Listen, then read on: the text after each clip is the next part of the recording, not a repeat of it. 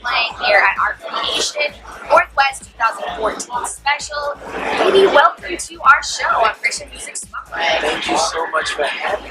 Well, we're glad to have you. We're super glad to have you. So this is how I feel. And like, let me know if this is how you feel. I feel like things have been happening really rapidly for you. Oh wow, that is an astute observation. I think so. I think so.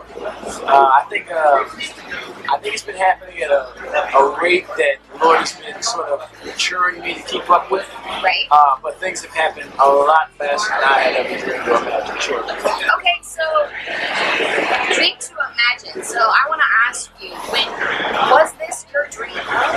No. My dream, it was constantly evolving, but I never saw Christian hip hop ever. I mean, not something I would do as a career. In my mind, Christian hip hop was next to, being broke, and it was evangelism. I would use it for that.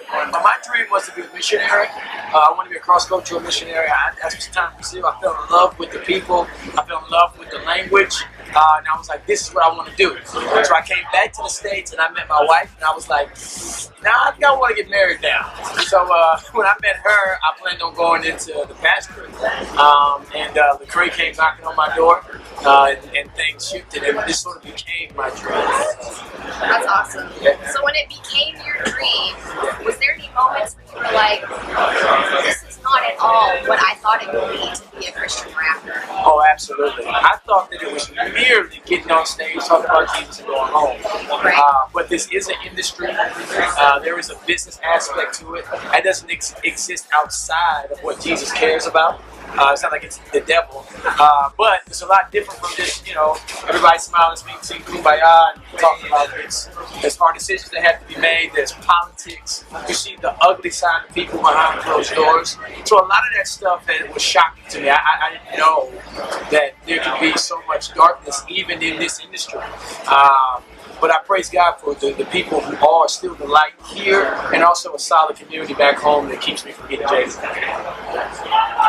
That's awesome. So God has made this now your passion. Yeah. You're just going to go as far with it as you can. Yes. That's awesome. We're going to be seeing more of you on this show. Yeah. Okay, so is this your first creation? This is my first Creation Fest, yes. Awesome. Welcome to Creation. So how was your experience? I enjoyed it. Yeah. It's been great. It's been real good, yes. Tadassi's here as well, so he's a good friend of mine. So he went before I did, and we did stuff together, and it's always a fun time. And then the people were very responsive, dialogical, so they were responding as we was like, "Oh, this is good. We enjoyed one another." So it was dope. I look forward to coming back if they would have me. When you get up on stage and you're pretty much just like pouring your heart out to these people that are in the crowd. When you leave, do you ever feel drained?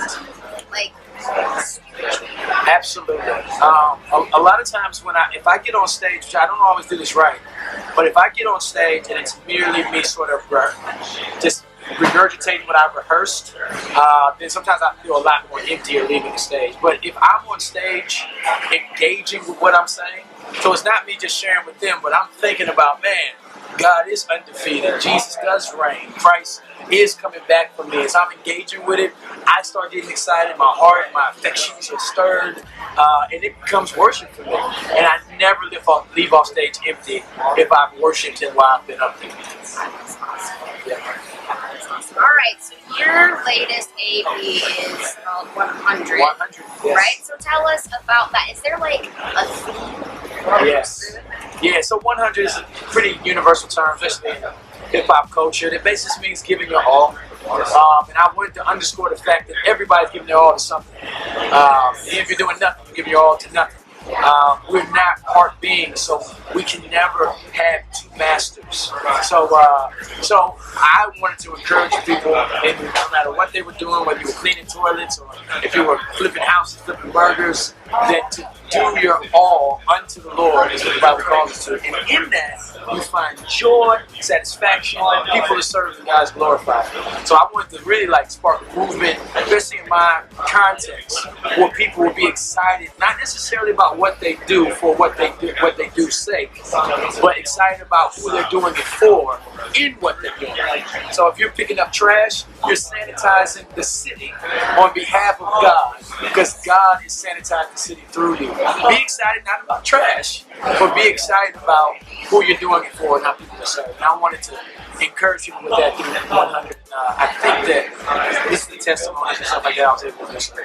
Awesome. Yeah. Movement started. Get on board, guys. The EP is called 100. KB, get it. Movement started. Movement started here. It's flooding out. It started all over creation, and it's just going to keep pouring. Okay, we have a little bit of real talk. Yeah, let's talk about it. So let's talk real talk. So I know you've definitely had to go through some stuff to get where you're at. Oh, yeah.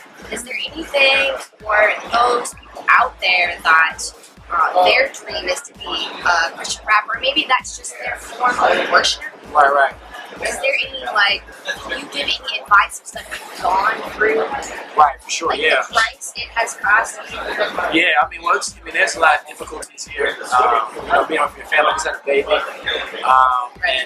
Thank you.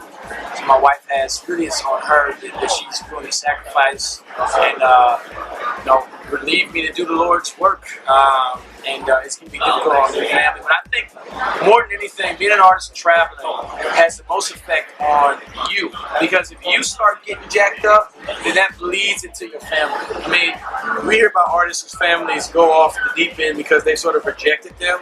That didn't just happen because the family didn't like the fact that they were traveling. It really came that they weren't investing as they should in their souls first, and it started to bleed into their family. So for me, what I have found is that there is no stage in life where there isn't disappointments. There's always going to be doors closed in your face. I don't care who you are. From Lecrae down to some storefront rapper, there's always going to be someone over you, and you're going to feel this pull like you're not doing enough. So I feel like what I have had to learn, what has kept me, and what I fight to keep, is that no matter what the platform is, I am here for people and I'm here for Jesus. Whether that's in the storefront, whether that's on main stage or friend stage, or they gave me a little cardboard box to rap on here, it doesn't matter. I came for Jesus. I'm here for Jesus. If you keep that, you won't have a lot of the pitfalls that come with what we do. They just won't be able to touch you because you didn't come here leading with your ego. You came here leading with your longing for the Lord. So if you stay right there, good art, good business, good relationships, it just comes out of it naturally. You don't have to fight for it. Yeah. That's so cool. This is awesome. All right. Revival, is there anybody who currently is most inspiring to you? Yeah. I'm not saying this to be cliche, Okay.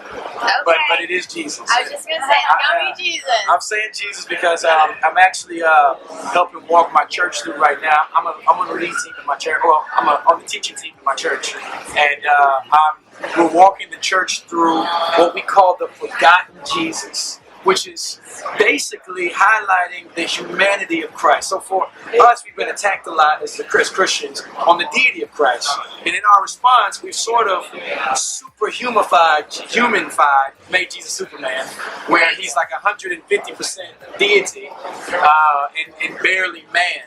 So what we try to do is sort of bring the pendulum back and really talk about what does it mean that we have a high priest that can sympathize with our weaknesses? What does it mean that Jesus was a son and a carpenter and a man? And we're just like, oh man, I love it. I mean, I'm seeing Jesus, like I'm feeling comforted by him. I'm feeling close to him in ways that I have never before. That my Jesus, if life is like a plane and it gets turbulent, that not only is he a passenger sitting beside me, but he's also a pilot. He's both the pilot. We believe that he's in control, but he's also a passenger. He's with me, comforting me, getting me through turbulence. So I've been really encouraged by Jesus here. Love it. Okay, so for those who want to find you, where can they find you? You got Facebook, Twitter. Right. Where can people find you? Everything is on whoiskb.com. So you see this, you see KB, you say, who is KB? Put a .com, and you'll find out exactly who it is. Awesome. All right, guys, again, I'm Regan Roberts, and this is Christian Music Spotlight Creation Northwest 2014 special. Sitting here with my new friend, KB. Catch you next time.